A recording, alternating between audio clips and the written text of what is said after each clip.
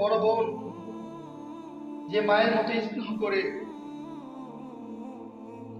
সেও নাকি তার ছোট ভাইকে ছোট বোনকে ভুলে যাবে।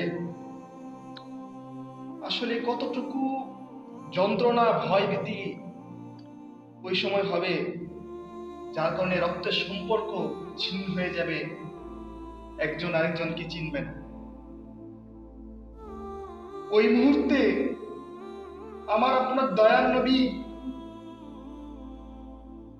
যখন এগুলো দেখবেন, তখন তো আপনি আমি, কে ভাই কে বোন, কে বাবা কে মা, কারো কথা ভাবার সময় নেই। সবাই বলবে ইয়া নফসি ইয়া নফসি। ঠিক ওই সময়ও আমার আপনার প্রিয় নবী আপনার আমার কথা ভেবে বলবেন, ইয়া উম্মতি